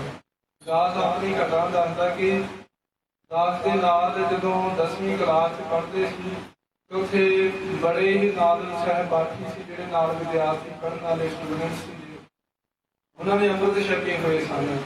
ਤਿੰਨ ਚਾਰਾਂ ਦੇ ਜਦੋਂ ਨਾਲ ਉਹਨਾਂ ਦੇ ਬਾਰੇ ਪਤਾ ਲੱਗਾ ਕਿ ਬਾਹਰ ਇੱਥੋਂ ਗਏ ਖਾਲਸਾ ਜੀ, ਉਹ ਆਇਲਸ ਕਰਕੇ ਤੇ ਬਾਹਰ ਜਾ ਕੇ ਉਹਨਾਂ ਨੇ ਐ ਘੋਨੇ ਮੋਨੇ ਹੋ ਕੇ ਸਿਰ ਆਪਣੇ ਸਿਰ ਦੀਆਂ ਟਿੰਡਾਂ ਹੀ ਕਰਵਾ ਲਈਆਂ। ਇਹ ਪਤਿਤਪੁਣਾ ਇੰਨਾ ਜ਼ਿਆਦਾ ਫੈਲ ਗਿਆ ਕਿ ਬੰਦੇ ਨੂੰ ਜਦੋਂ ਪੈਸੇ ਦੀ ਲਾਲਸਾ ਆ ਜਾਂਦੀ ਹੈ ਤੇ ਫਿਰ ਉੱਥੇ ਆਪਣੀ ਸਿੱਖੀ ਸਿਧਾਂਤਾਂ ਦੀ ਕਦਰ ਨਹੀਂ ਰੱਖਦਾ, ਆਪਣੇ ਆਪ ਨੂੰ ਪਤਿਤ ਬਣਾ ਲੈਂਦਾ ਹੈ। ਪਰ ਮਹਾਰਾਜ ਜੀ ਆਖਦੇ ਕਿ ਪਤਿਤਾਂ ਦਾ ਵੀ ਪਰਮੇਸ਼ਰ ਉਧਾਰ ਕਰ ਦਿੰਦਾ ਹੈ। ਕਿੱਦਾਂ ਉਧਾਰ ਕਰਦਾ ਹੈ? ਜੇ ਮਹਾਰਾਜ ਜੀ ਅੱਗੇ ਬੇਨਤੀ ਕਰੀਏ, ਜੇ ਗੋਬਿੰਦ ਕਰਤ ਮਇਆ, ਵਾਹਿਗੁਰੂ ਅਕਾਲ ਪੁਰਖ ਜੀ ਸਾਡੇ ਤੇ ਮਹਾਰਾਜ ਦੀ ਕਿਰਪਾ ਕਰੋ। ਨਾਨਕ ਪਤਿਤ ਉਦਾਹਰਨ ਸਾਧ ਸੰਗਮ ਹੈ। ਸਤਿਗੁਰੂ ਜੀ ਕਥਨ ਕਰਦੇ ਹਨ ਕਿ ਪਤਿਤਾਂ ਦਾ ਵੀ ਉਧਾਰ ਕਰਨ ਵਾਲਾ ਹੈ ਪਰਮੇਸ਼ਰ। ਪਰ ਉਧਾਰ ਕਿਹਨਾਂ ਦਾ ਕਰਦਾ? ਜਿਹੜਾ ਮਹਾਰਾਜ ਜੀ ਦੀ ਸ਼ਰਨ ਦੇ ਵਿੱਚ ਆ ਕੇ ਢਹਿ ਪਵੇ, ਜਿਹੜਾ ਆਪਾ ਭਾਵ ਤੋਂ ਮੁਕਤ ਹੋ ਜਾਵੇ, ਜਿਹੜਾ ਹੰਕਾਰ ਛੱਡ ਦੇਵੇ ਆਪਣਾ, ਉਹਦੇ ਉੱਪਰ ਹੀ ਇਹ ਕਿਰਪਾ ਹੁੰਦੀ ਹੈ। ਉਹਦਾ ਉਧਾਰ ਹੁੰਦਾ ਹੈ। ਪਤਿਤ ਉਧਾਰ ਸਾਧ ਸੰਗਮ ਹੈ। ਸਾਧ ਸੰਗਮ ਕਹੀਦਾ ਖਾਲਸਾ ਜੀ, ਸਾਧ ਸੰਗਤ ਦੇ ਵਿੱਚ ਸੰਗਮ ਹੈ ਕਹੀਦਾ ਇਕੱਤਰਤਾ। ਜਿਸ ਤਰ੍ਹਾਂ ਤਿੰਨਾਂ ਨਦੀਆਂ ਦਾ ਜਿਵੇਂ ਸੰਗਮ ਹੈ, ਉਸ ਨੂੰ ਤ੍ਰਿਵੇਣੀ ਕਹੀਦਾ, ਗੰਗਾ ਜਮੁਨਾ ਸਰਸਵਤੀ ਦਾ ਜਿਵੇਂ ਸੰਗਮ ਹੈ, ਇਸੇ ਤਰ੍ਹਾਂ ਸਾਧ ਸੰਗਤ ਦੇ ਵਿੱਚ ਵੀ ਸੰਗਮ ਹੈ। ਤੇ ਤਿੰਨ ਨਦੀਆਂ ਰੂਪੀ ਜਿਹੜੇ ਹੈ ਸੰਤੋਖ, ਗਿਆਨ ਅਤੇ ਜਿਹੜਾ ਮਹਾਰਾਜ ਸੱਚੇ ਪਾਤਸ਼ਾਹ ਦੀ ਰਹਿਤ ਜਗਾਉਣੀ ਹੈ, ਇਹ ਤਿੰਨ ਨਦੀਆਂ ਹਨ। ਵੈਰਾਗ ਵਾਹਿਗੁਰੂ ਗਿਆਨ ਦੀ, ਸੰਤੋਖ ਦੀ, ਭਗਤੀ ਦੀ ਅਤੇ ਜਿਹੜੀ ਹੈ ਰਹਿਤ ਦੀ, ਦ੍ਰਿੜਤਾ ਦੀ। ਇਹ ਤਿੰਨ ਨਦੀਆਂ ਦਾ ਜਿੱਥੇ ਸੰਗਮ ਹੋਵੇ ਸਤ ਸੰਗਤ ਦੇ ਵਿੱਚ, ਉੱਥੇ ਆ ਕੇ ਪਤਿਤ ਉਦਾਹਰਨ ਹੈ। ਉੱਥੇ ਆ ਕੇ ਪਤਿਤ ਵੀ ਜਿਹੜੇ ਹੁੰਦੇ ਹਨ ਆਪਣੇ ਇਖਲਾਕ ਤੋਂ ਡਿੱਗ ਜਾਂਦੇ ਹਨ, ਜਿਹੜੇ ਸਿੱਖੀ ਸਿਧਾਂਤਾਂ ਨੂੰ ਭੁੱਲ ਜਾਂਦੇ ਹਨ, ਉਹਨਾਂ ਦਾ ਵੀ ਸਤਿਗੁਰੂ ਜੀ ਉਧਾਰ ਕਰ ਦਿੰਦੇ ਹਨ। ਗਿਰੰਤ ਗਿਰ ਪਤਤ ਪਾਤਾਲੰ ਜਲੰਤ ਦੇ ਦੀਪ ਬੈਸਵੰਤਰ ਹੈ। ਸਤਿਗੁਰੂ ਜੀ ਅੱਗੇ ਇਹ ਵਿਚਾਰ ਦੱਸਦੇ, ਪਾਵਨ ਉਪਦੇਸ਼ ਬਖਸ਼ ਕਰਦੇ ਮਹਾਰਾਜ ਜੀ। ਗਿਰੰਤ ਗਿਰ ਪਤਤ ਪਾਤਾਲੰ ਕਿ ਕਈ ਲੋਕ ਖਾਲਸਾ ਜੀ ਇਤਨੇ ਜ਼ਿਆਦਾ ਦੁਖੀ ਹੋ ਜਾਂਦੇ ਆ ਇਸ ਸੰਸਾਰ ਦੇ ਵਿੱਚ। ਇੱਥੇ ਮਹਾਰਾਜ ਦੁੱਖ ਦੀਆਂ ਹੱਦਾਂ ਦੱਸਦੇ ਆ ਕਿ ਦੁੱਖ ਜਦੋਂ ਹੱਦ ਟੱਪ ਜਾਵੇ ਉਦੋਂ ਬੰਦਾ ਕੀ ਕਰਦਾ ਹੈ। ਗਿਰੰਤ ਗਿਰ ਪਤਤ ਪਾਤਾਲੰ, ਗਿਰਦੇ ਆ ਡਿੱਗਦੇ ਆ, ਫਿਰ ਗਿਰ ਪਹਾੜ ਤੋਂ ਪਤਤ, ਜਿਹੜੇ ਪਤਤ ਹੋ ਜਾਂਦੇ, ਜਿਹੜੇ ਦੁਖੀ ਹੋ ਜਾਂਦੇ ਹਨ, ਜਿਹੜੇ ਇਖਲਾਕ ਤੋਂ ਡਿੱਗ ਜਾਂਦੇ ਹਨ, ਜਿਨ੍ਹਾਂ ਨੂੰ ਇਹ ਸੋਚਦਾ ਹੈ ਕਿ ਅੱਗੇ ਮੇਰੇ ਵਾਸਤੇ ਕੋਈ ਰਸਤਾ ਹੀ ਨਹੀਂ ਹੈ, ਫਿਰ ਗਿਰੰਤ ਗਿਰ ਪਤਤ ਪਾਤਾਲੰ, ਉਹ ਫਿਰ ਡਿੱਗ ਕਰਕੇ ਪਹਾੜ ਦੇ ਉੱਪਰੋਂ ਦੁਖੀ ਹੋ ਕੇ ਆਤਮ ਹੱਤਿਆ ਕਰ ਲੈਂਦੇ। ਮਹਾਰਾਜ ਜੀ ਦੀ ਗੁਰਬਾਣੀ ਨੇ ਜਿਹੜਾ ਆਤਮ ਹੱਤਿਆ ਕਰਦਾ ਹੈ, ਉਹਨੂੰ ਆਖਿਆ ਕਿ ਆਤਮ ਘਾਤੀ ਜਗਤ ਕਸਾਈ। ਜਿਹੜਾ ਆਪਣੀ ਆਤਮ ਹੱਤਿਆ ਕਰਦਾ, ਸੁਸਾਈਡ ਕਰਦਾ ਹੈ, ਉਹ ਜਗਤ ਦਾ ਕਸਾਈ ਹੈ। ਮਹਾਰਾਜ ਆਖਦੇ ਕਿ ਜਗਤ ਦਾ ਪੂਰੇ ਜਹਾਨ ਦਾ ਹੀ ਹੱਤਿਆਰਾ ਹੈ, ਪੂਰੇ ਸੰਸਾਰ ਦਾ ਹੀ ਉਹ ਬੰਦਾ ਹੱਤਿਆਰਾ ਹੈ ਜਿਹੜਾ ਆਤਮ ਘਾਤ ਕਰਦਾ ਹੈ ਜਾਂ ਜੀਵਾਂ ਦੀ ਹੱਤਿਆ ਕਰਦਾ ਹੈ। ਗਿਰੰਤ ਗਿਰ ਪਤਤ ਪਾਤਾਲੰ, ਕੀ ਕਰਦੇ ਆ? ਜੀਵ ਦੁਖੀ ਹੋ ਕੇ ਕਿ ਪਹਾੜ ਦੇ ਉੱਪਰੋਂ ਡਿੱਗ ਕੇ ਥੱਲੇ ਖਾਈ ਤੇ ਪੈ ਜਾਂਦੇ ਆ, ਤੇ ਫਿਰ ਆਪਣੇ ਸਰੀਰ ਦੀ ਜਿਹੜੀ ਹੈ ਉਹਦੀ ਸਮਾਪਤੀ ਕਰ ਦਿੰਦੇ, ਸਰੀਰ ਨੂੰ ਸ਼ਾਂਤ ਕਰ ਦਿੰਦੇ ਹਨ। ਜਾਂ ਕਈ ਕੀ ਕਰਦੇ ਆ, ਫਿਰ ਦੂਜਾ ਰਸਤਾ ਕੀ ਵਰਤਦੇ ਆ? ਜਲੰਧ ਦੇ ਦੀਪਿਆ ਬੈਸਵੰਤ ਦੇ ਦੀਪਿਆ ਕਹੀਦਾ, ਜਿਹੜੀ ਬਹੁਤੀ ਜ਼ਿਆਦਾ ਪ੍ਰਜਵਲਤ ਅਗਨੀ ਹੋਵੇ ਉਸ ਨੂੰ ਕਹੀਦਾ ਹੈ ਦੇ ਦੀਪਿਆ ਬੈਸਵੰਤ। ਤੇ ਕਈ ਕੀ ਕਰਦੇ, ਆਪਣੇ ਸਰੀਰ ਦੇ ਉੱਪਰ ਪੈਟਰੋਲ ਪਾ ਕੇ ਜਾਂ ਖਾਲਸਾ ਜੀ ਉਹ ਸਿਲੰਡਰ ਫੜ ਕੇ ਜਾਂ ਸਿਲੰਡਰ ਦੇ ਨਾਲ ਆਪਣੇ ਸਰੀਰ ਨੂੰ ਜਿਹੜਾ ਹੈ ਉਹ ਜਾਲ ਲੈਂਦੇ ਹਨ, ਆਪਣੇ ਸਰੀਰ ਨੂੰ ਸਾੜ ਦਿੰਦੇ ਹਨ, ਜਾਂ ਖਾਲਸਾ ਜੀ ਆਪ ਸੜ ਜਾਂਦੇ ਆ ਜਾਂ ਕੋਈ ਸਾੜ ਦਿੰਦਾ। ਤਾਂ ਹੁਣ ਤੇ ਜਿਹੜੀ ਕੁਰੀਤੀ ਘਟ ਗਈ ਹੈ, ਦਾਜ ਦੀ ਜਿਹੜੀ ਭੈੜੀ ਪ੍ਰਥਾ ਥੋੜੇ ਸਮੇਂ ਦੀ ਗੱਲ ਹੈ ਖਾਲਸਾ ਜੀ। ਕਈ ਵਾਰੀ ਕੀ ਹੁੰਦਾ ਸੀ ਕਿ ਜਿਹੜੇ ਦਾਜ ਦੀ ਭੇਟਾਂ ਬੜੀਆਂ ਜਾਂਦੀਆਂ ਧੀਆਂ ਭੈਣਾਂ ਚੜ੍ਹ ਜਾਂਦੀਆਂ, ਉਹ ਦਾਜ ਦੇ ਕਰਕੇ ਜਾਣ ਤੇ ਦੁਖੀ ਹੋ ਕੇ ਆਪ ਆਪਣੇ ਸਰੀਰ ਨੂੰ ਸਾੜ ਦਿੰਦੀਆਂ, ਪੈਟਰੋਲ ਪਾ ਕੇ, ਮਿੱਟੀ ਦਾ ਤੇਲ ਪਾ ਕੇ, ਜਾਂ ਸਹੁਰਿਆਂ ਵੱਲੋਂ ਉਹਨਾਂ ਨੂੰ ਸਾੜ ਕੇ ਹੱਤਿਆ ਕਰ ਦਿੱਤੀ ਜਾਂਦੀ। ਇਹ ਵੀ ਘਟਨਾ ਸਾਡੇ ਨਾਲ ਵਾਪਰੀ ਸੀ ਕਿ ਦਾਜ ਜਦੋਂ ਛੋਟਾ ਸੀ ਤੇ ਇੱਕ ਸਮੇਂ ਸਾਡੇ ਉੱਥੇ ਪਿੰਡ ਦੇ ਵਿੱਚ ਰਹਿਣ ਵਾਲੀ ਕੋਈ ਬੀਬੀ ਸੀ ਕਿ ਉਹਦਾ ਆਨੰਦ ਕਾਰਜ ਹੋ ਗਿਆ ਤੇ ਉਹਦੇ ਸਹੁਰਿਆਂ ਨੇ ਕੀ ਕੀਤਾ, ਦਾਜ ਵਾਸਤੇ ਬੜਾ ਜ਼ਿਆਦਾ ਉਹਨੂੰ ਤੰਗ ਕਰਦੇ ਸੀ ਤੇ ਉਹਦਾ ਵਿਚਾਰੀ ਨੂੰ ਸਾੜ ਕੇ ਉਹਨਾਂ ਨੇ ਉਹਨੂੰ ਮਾਰ ਹੀ ਦਿੱਤਾ, ਉਹਦੇ ਉੱਪਰ ਪੈਟਰੋਲ ਪਾ ਕੇ ਉਹਨੂੰ ਸਾੜ ਦਿੱਤਾ। ਵਿਚਾਰੀ ਦਾ ਬੜਾ ਜ਼ਿਆਦਾ ਬੁਰਾ ਹੋਇਆ। ਇਸ ਕਰਕੇ ਕਈਆਂ ਦੇ ਨਾਲ ਕੀ ਹੁੰਦਾ, ਜਾਂ ਤੇ ਉਹ ਆਪ ਸੜ ਜਾਂਦੇ, ਜਲੰਤ ਦੇ ਦੀਪ ਵੈਸ ਪ੍ਰਜਵਲਤ ਅਗਨੀ ਦੇ ਨਾਲ ਜਾਂ ਤੇ ਆਪ ਸੜ ਜਾਂਦੇ ਹਨ, ਜਾਂ ਕਿਸੇ ਦੇ ਸਾੜੇ ਸੜ ਜਾਂਦੇ ਹਨ। ਵਹੰਤ ਅਗਾਹ ਤੋਯੰ ਤਰੰਗੰ। ਤੇ ਤੀਜੇ ਤਰੀਕੇ ਦੇ ਨਾਲ ਕਿਵੇਂ ਮਰਦੇ ਆ ਲੋਕੀ, ਗਰੀਬ ਨਵਾਜ਼ ਜਦ ਬਹੰਤ ਬਹਿ ਜਾਂਦੇ ਆ, ਰੁੜ ਜਾਂਦੇ ਹਨ। ਅਗਾਹ ਜੇਕਰ ਕੋਈ ਗਾਹ ਨਹੀਂ, ਡੂੰਘੇ ਪਾਣੀ ਦੇ ਵਿੱਚ, ਡੂੰਘੇ ਪਾਣੀ ਤੋਯੰ ਕਹਿੰਦਾ ਪਾਣੀ ਨੂੰ, ਤਰੰਗਾਂ ਨੂੰ, ਲਹਿਰਾਂ ਨੂੰ, ਜਿਹੜੇ ਡੂੰਘੇ ਪਾਣੀ ਦੀਆਂ ਤਰੰਗਾਂ ਦੇ ਵਿੱਚ ਬਹਿ ਜਾਂਦੇ, ਆਪਣੇ ਸਰੀਰ ਨੂੰ ਰੋੜ ਲੈਂਦੇ ਹਨ ਤੇ ਰੁੜ ਕੇ ਕਈ ਆਪਣੀ ਆਤਮ ਹੱਤਿਆ ਕਰ ਲੈਂਦੇ ਹਨ। ਦੁਖੰਤ ਗ੍ਰਹਿ ਚਿੰਤਾ ਜਨਮੰ ਮਰਨ ਹੈ। ਤੇ ਇਸ ਤਰ੍ਹਾਂ ਮਹਾਰਾਜ ਜੀ ਕਿਉਂ ਕਰਦੇ ਆ ਲੋਕ, ਗਰੀਬ ਨਵਾਜ਼ ਦੁਖੰਤ ਗ੍ਰਹਿ ਚਿੰਤਾ, ਇਹ ਘਰ ਦੀ ਚਿੰਤਾ ਦੇ ਕਾਰਨ ਭਾਈ ਸਾਡੇ ਕਰਦੇ ਆ।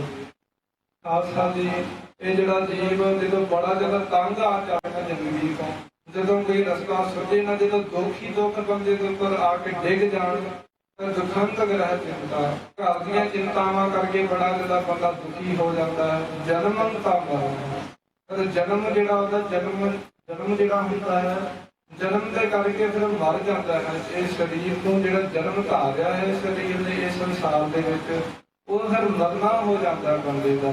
ਇਸੇ ਪ੍ਰਕਾਰ ਦੀ ਸ਼ਲੋਕ ਨੂੰ ਦੁਬਾਰਾ ਕਰੋ। ਗਿਰੰਤ ਗਿਰ ਪਤਤ ਪਾਤਾਲੰ ਜਲੰਤ ਦੇ ਦੀਪ ਪੈਸਵੰਤਰ ਹੈ। ਤੋ ਕੀ ਕਰਦੇ ਕਈ ਖਾਲਸਾ ਜੀ ਬੜੇ ਜ਼ਿਆਦਾ ਦੁਖੀ ਹੋ ਗਏ। ਮਹਾਰਾਜ ਜੀ ਆਖਦੇ ਕਿ ਸਭ ਕੁਝ ਕਰਦੇ ਕਿਵੇਂ, ਦੁਖੰਤ ਗ੍ਰਹਿ ਚਿੰਤਾ, ਜਿਹੜੀ ਘਰ ਦੀ ਚਿੰਤਾ ਦੇ ਕਾਰਨ ਕੀ ਕਰਦੇ, ਕਈ ਪਹਾੜਾਂ ਤੋਂ ਡਿੱਗ ਕਰਕੇ, ਆਪਣੇ ਕਈ ਪੁੱਤਰਾਂ ਤੋਂ ਦੁਖੀ ਹੋ ਕੇ, ਆਪਣੀ ਔਲਾਦ ਤੋਂ ਦੁਖੀ ਹੋ ਕਰਕੇ ਆਤਮ ਹੱਤਿਆ ਕਰ ਬੈਠਦੇ ਆ ਘਰ ਦੀ ਚਿੰਤਾ ਦੇ ਕਾਰਨ। ਤੇ ਫਿਰ ਕੀ ਕਰਦੇ, ਜਲੰਤ ਦੇ ਦੀਪ ਪੈਸਵੰਤਰ ਹੈ, ਅੱਗ ਦੇ ਵਿੱਚ ਸੜ ਜਾਂਦੇ ਆ। ਤੇ ਬਹੰਤ ਅਗਾਹ ਤੋਯੰ ਤਰੰਗ, ਜਾਂ ਪਾਣੀ ਦੇ ਵਿੱਚ ਰੁੜ ਜਾਂਦੇ ਆ। ਕੇਸ ਕਰਕੇ ਦੁਖੰਤ ਗ੍ਰਹਿ ਚਿੰਤਾ, ਜਿਹੜਾ ਘਰ ਦੀ ਚਿੰਤਾ ਦਾ ਖਾਲਸਾ ਜੀ ਬੜਾ ਵੱਡਾ ਦੁੱਖ ਹੈ। ਇਹ ਹੋ ਸਕਦਾ ਹੈ ਕਿ ਜਿਹੜੀਆਂ ਮੌਤਾਂ ਹਨ, ਪਹਾੜ ਤੋਂ ਡਿੱਗ ਕੇ ਮਰ ਜਾਣਾ, ਜਾਂ ਅਗਨੀ ਦੇ ਵਿੱਚ ਸੜ ਜਾਣਾ, ਤੇ ਪਾਣੀ ਦੇ ਵਿੱਚ ਰੁੜ ਜਾਣਾ, ਇਹ ਵੀ ਮੌਤਾਂ ਅਜੇ ਕੁਝ ਸੁਖਾਲੀਆਂ ਹਨ। ਪਰ ਜਿਹੜੀ ਹੈ ਦੁਖੰਤ ਗ੍ਰਹਿ ਚਿੰਤਾ, ਘਰ ਦੀ ਚਿੰਤਾ ਤੋਂ ਦੁਖੀ ਹੋ ਜਾਣਾ, ਘਰ ਦੀ ਚਿੰਤਾ ਦੇ ਕਾਰਨ ਦੁਖੀ ਹੋ ਜਾਣਾ, ਤੇ ਮਹਾਰਾਜ ਜੀ ਜਨਮ ਦਾ ਮਰਨਾ ਹੈ। ਇਹ ਬੰਦੇ ਦੀ ਫਿਰ ਜਨਮ ਤੇ ਮੌਤ ਦਾ ਕਾਰਨ ਬਣ ਜਾਂਦੀ ਹੈ। ਇਹ ਉਸ ਤੋਂ ਵੀ ਜ਼ਿਆਦਾ ਵੱਡੀ ਮੌਤ ਹੈ ਜਿਹੜੀ ਘਰ ਦੀ ਚਿੰਤਾ ਦੇ ਕਾਰਨ ਕਰਕੇ ਦੁਖੀ ਹੋ ਜਾਣਾ ਤੇ ਫਿਰ ਮਰ ਜਾਣਾ। ਅਨਕ ਸਾਧਨੰ ਨਾ ਸਿਧਯਤੇ ਨਾਨਕ ਅਸੰਭੰ ਅਸੰਭੰ ਅਸੰਭੰ। ਇਹਦਾ ਵਿਸ਼ਰਾਮ ਨਾਨਕ ਤੇ ਨਾਨਕ ਪਾਸੇ ਹੋਣਾ ਹੈ। ਅਨੇਕ ਉਪਾਅ ਨੂੰ ਨਾ ਸਿੱਧੇ ਅਤੇ ਨਾਲ, ਕਿ ਅਨੇਕਾਂ ਹੀ ਉਪਾਅ ਜਿਹੜੇ ਸਾਧਨ ਕਰਦਾ ਹੈ ਬੰਦਾ, ਜਾਂ ਆਪਣੀ ਆਤਮ ਹੱਤਿਆ ਕਰਦਾ ਹੈ ਭਾਈ, ਨਾ ਸਿੱਧੇ ਅਤੇ ਨਾਲ। ਇਸ ਦੇ ਨਾਲ ਸਿੱਧੇ ਤੇ ਕਹਿੰਦਾ ਮੁਕਤੀ ਨੂੰ, ਇਸ ਦੇ ਨਾਲ ਮੁਕਤੀ ਨਹੀਂ ਹੁੰਦੀ ਬੰਦੇ ਨੂੰ। ਬੰਦਾ ਆਵਾਗੋਂ ਦੇ ਚੱਕਰਾਂ ਦੇ ਵਿੱਚ ਹੀ ਫਿਰਦਾ ਰਹਿੰਦਾ। ਇਹਦੀ ਜਿਹੜੀ ਰੂਹ ਹੁੰਦੀ ਹੈ ਖਾਲਸਾ ਜੀ ਅਵਗਤੀ ਨੂੰ ਚੱਲ ਜਾਂਦੀ ਹੈ।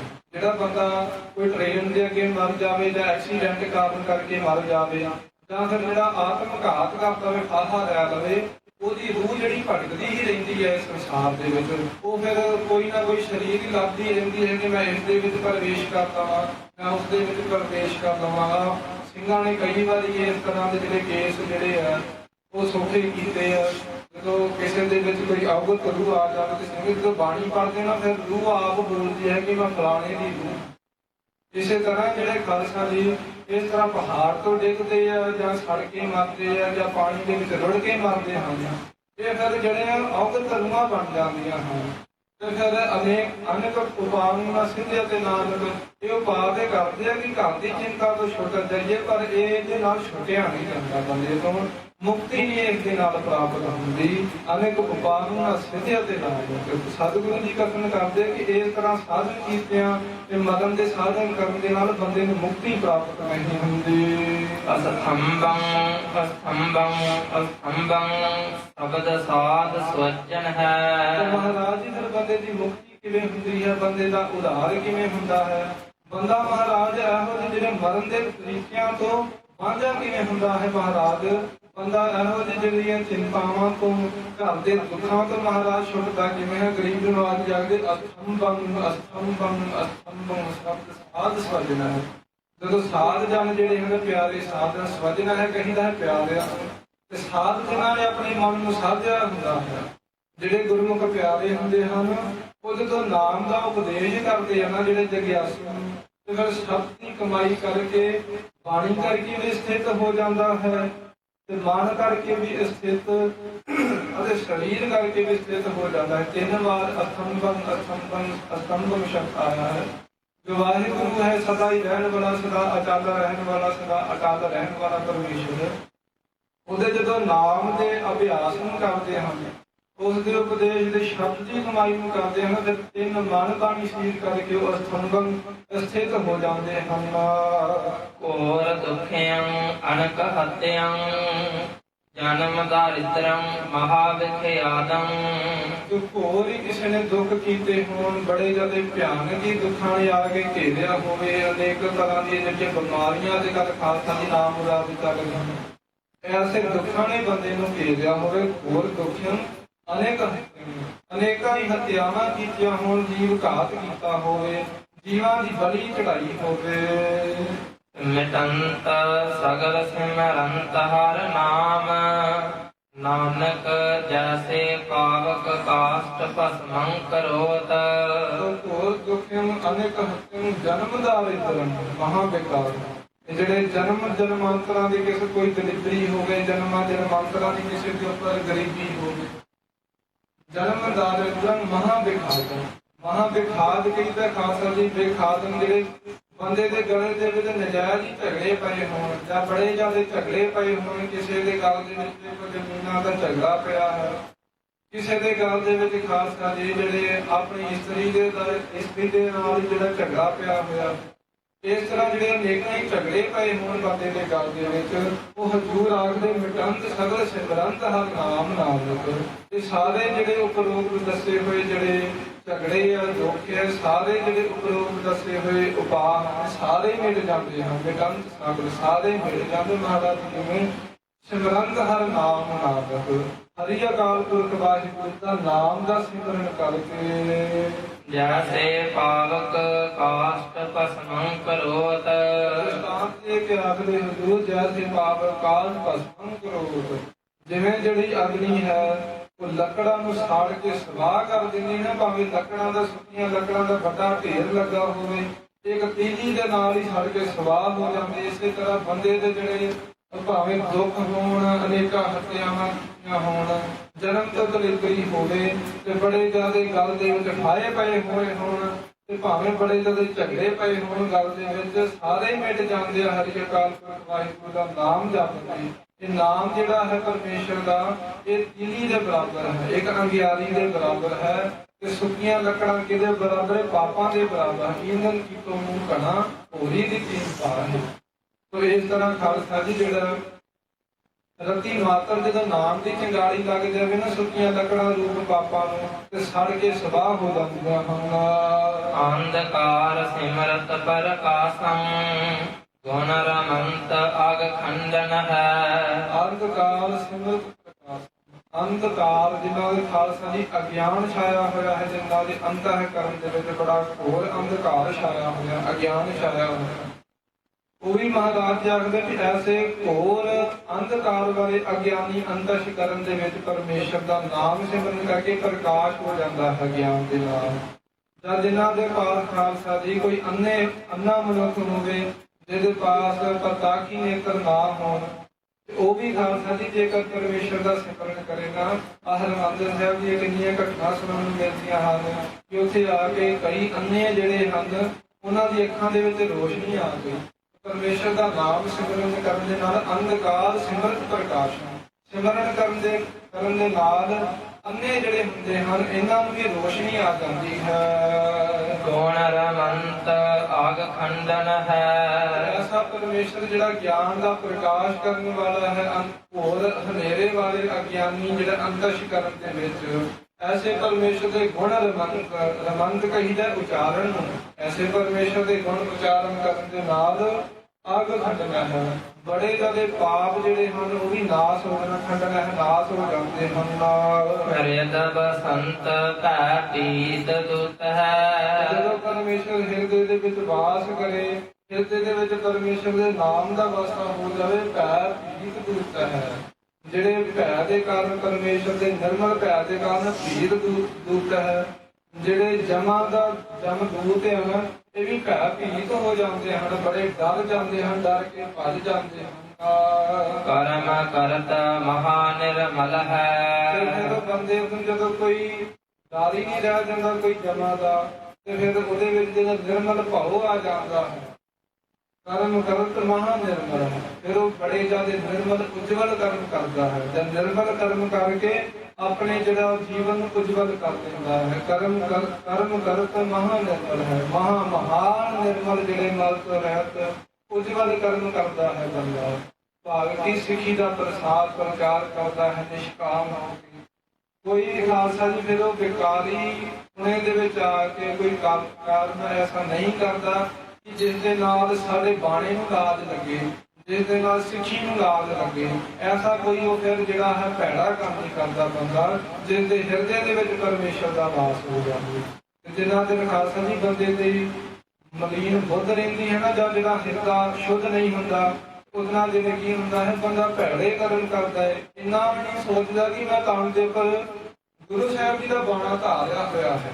ਉਹ ਬਾਣੇ ਦੀ ਵੀ ਲਾਜ ਨਹੀਂ ਰੱਖਦਾ, ਬਾਣੇ ਨੂੰ ਲਾਜ ਲਾਉਣ ਵਾਲੇ ਕੰਮ ਕਰਦਾ ਹੈ ਬੰਦਾ। ਜਦੋਂ ਹਿਰਦਾ ਜਿਹੜਾ ਸ਼ੁੱਧ ਨਾ ਹੋਵੇ, ਹਿਰਦੇ ਦੇ ਵਿੱਚ ਪਰਮੇਸ਼ਰ ਦੇ ਨਾਮ ਦੀ ਕਣੀ ਦਾ ਵਾਸ ਨਾ, ਤੇ ਜਦੋਂ ਪਰਮੇਸ਼ਰ ਦੇ ਨਾਮ ਦਾ ਵਾਸ ਹੋ ਜਾਵੇ ਹਿਰਦੇ ਦੇ ਵਿੱਚ, ਕਰਮ ਕਰਤ ਮਹਾ ਨਿਰਮਲ ਹੈ, ਬੜੇ ਜ਼ਿਆਦਾ ਨਿਰਮਲ ਕਰਮ ਕਰਦਾ ਹੈ, ਜਿਸ ਦੇ ਨਾਲ ਬਾਣੇ ਦੀ ਵੀ ਸ਼ੋਭਾ ਵੱਧਦੀ ਹੈ ਤੇ ਸਿੱਖੀ ਦੀ ਵੀ ਸ਼ੋਭਾ ਵੱਧਦੀ ਹੈ। ਜਨਮ ਮਰਨ ਰਹੰਤ ਸਰੋਤਾ ਸੋਖਾ ਸਮੂਹ ਅਮੋਗ ਦਰਸ਼ਨ ਹੈ। ਜਨਮ ਮਰਨ ਰਹੰਤ ਸਰੋਤਾ, ਸਰੋਤਾ ਕਹੀਦਾ ਸੁਣਨ ਵਾਲੇ ਨੂੰ, ਜਿਹਨੇ ਆਪ ਦੀ ਸਰੋਤਾ ਜਾਣਦਾ। ਜਿਹੜਾ ਕਥਾ ਕਰਨ ਵਾਲਾ ਉਹ ਵਕਤਾ ਹੁੰਦਾ ਹੈ, ਕਿਉਂਕਿ ਸੁਣਨ ਵਾਲੇ ਸਰੋਤੇ ਹੁੰਦੇ ਹਨ।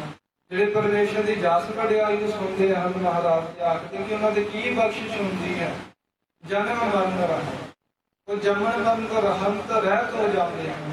ਉਹਨਾਂ ਦੇ ਜੰਮਣ ਮਰਨ ਦਾ ਗੇੜ ਜਿਹੜਾ ਮਿਲ ਜਾਂਦਾ ਹੈ। ਸੁਖ ਸਮੂਹ ਅਮੋਗ ਦਰਸ਼ਨ ਹੈ। ਸਮੂਹ ਹੀ ਉਹਨਾਂ ਨੂੰ ਸੁਖ ਪ੍ਰਾਪਤ ਹੁੰਦੇ ਹਨ। ਕਿਹਦੇ ਨਾਲ ਹੁੰਦੇ ਨੇ? ਅਮੋਗ ਦਰਸ਼ਨ, ਜਿਹੜੇ ਪਰਮੇਸ਼ਰ ਦੇ ਸਫਲ ਦਰਸ਼ਨ ਕਰਨ ਦੇ ਨਾਲ। ਅਮੋਗ ਕਹੀਦਾ ਸਫਲ ਸਹਿਤ ਫਲਾਂ ਦੇ ਜਿਹੜੇ ਦਰਸ਼ਨ ਹਨ ਪਰਮੇਸ਼ਰ ਦੇ, ਉਹਨਾਂ ਦੇ ਦਰਸ਼ਨ ਕਰਨ ਦੇ ਨਾਲ, ਵਾਹਿਗੁਰੂ ਦੇ ਸ੍ਰੀ ਗੁਰੂ ਗ੍ਰੰਥ ਸਾਹਿਬ ਮਹਾਰਾਜ ਜੀ ਦੇ ਦਰਸ਼ਨ ਕਰਨ ਦੇ ਨਾਲ ਸੁਖ ਸਮੂਹ ਹੀ ਸੁੱਖਾਂ ਦਾ ਜਿਹੜਾ ਹੈ ਬੰਦੇ ਨੂੰ ਪ੍ਰਾਪਤ ਹੋ ਜਾਂਦਾ ਹੈ। ਸਰਨ ਜੋਗੰ ਸੰਤ ਪ੍ਰੇ ਨਾਨਕ, ਐਸਾ ਜਿਹੜਾ ਪਰਮੇਸ਼ਰ ਜਿਹੜਾ ਸਰਨ ਜੋਗਨ ਹੈ, ਜਿਹੜਾ ਆਪਣੀ ਸ਼ਰਨ ਦੇ ਵਿੱਚ ਰੱਖਣ ਵਾਲਾ ਹੈ ਹਰੇਕ ਨੂੰ, ਭਾਵੇਂ ਉਹ ਖਾਲਸਾ ਜੀ ਕੋਈ ਬੰਦਾ ਭੈੜਾ ਹੋਵੇ ਭਾਵੇਂ ਚੰਗਾ ਹੋਵੇ, ਭਾਵੇਂ ਉਹ ਬਦਲ ਕਿਉਂ ਨਾ ਹੋਵੇ, ਜੇ ਮਹਾਰਾਜ ਜੀ ਦੇ ਉੱਪਰ ਸ਼ਰਧਾ ਰੱਖੇ ਨਾ ਤੇ ਉਸ ਨੂੰ ਵੀ ਪਰਮੇਸ਼ਰ ਆਪਣੀ ਸ਼ਰਨ ਗ੍ਰਹਿਣ ਕਰਾਉਂਦਾ ਹੈ, ਉਸ ਨੂੰ ਵੀ ਆਪਣੀ ਸ਼ਰਨ ਦੇ ਵਿੱਚ ਰੱਖਦਾ ਹੈ। ਤੇ ਮਹਾਰਾਜ ਜੀ ਸਾਡੀ ਆਪ ਜੀ ਦੇ ਅੱਗੇ ਬੇਨਤੀ ਹੈ, ਸੰਤ ਪ੍ਰੇ ਨਾਨਕ, ਜਿਹੜੇ ਮਹਾਰਾਜ ਆਪ ਜੀ ਦੀ ਸ਼ਰਨ ਦੇ ਵਿੱਚ ਪਏ ਹਨ, ਸ਼ਾਂਤ ਚਿੱਤ ਜਿਹੜੇ ਮਹਾਤਮਾ ਹਨ, ਜਿਹੜੇ ਆਪ ਜੀ ਦੇ ਪਿਆਰੇ ਹਨ। ਸੋ ਭਗਵਾਨ ਖੇਮੰ ਕਰੋਤ, ਮਹਾਰਾਜ ਜਿਵੇਂ ਆਪ ਜੀ ਨੇ ਆਪਣੇ ਸੰਤਾਂ ਪਿਆਰਿਆਂ ਦੇ ਉੱਪਰ ਕਿਰਪਾ ਕੀਤੀ ਹੈ, ਸੋ ਭਗਵਾਨ ਖੇਮੰ ਕਰੋਤ, ਉਹ ਜਿਹੜਾ ਭਗਵਾਨ ਹੈ ਜਿਹਨੇ ਆਪਣੇ ਪਿਆਰਿਆਂ ਦੇ ਉੱਪਰ ਕਿਰਪਾ ਕੀਤੀ ਹੈ, ਜਿਹਨੇ ਆਪਣੀ ਸ਼ਰਨ ਦੇ ਵਿੱਚ ਰੱਖਿਆ ਹੈ ਆਪਣੇ ਪਿਆਰਿਆਂ ਨੂੰ, ਉਹ ਭਗਵਾਨ ਖੇਮੰ ਕਰੋ। ਤੇ ਮਹਾਰਾਜ ਸਾਡੇ ਤੇ ਵੀ ਆਪਣੀ ਕਿਰਪਾ ਕਰੋ।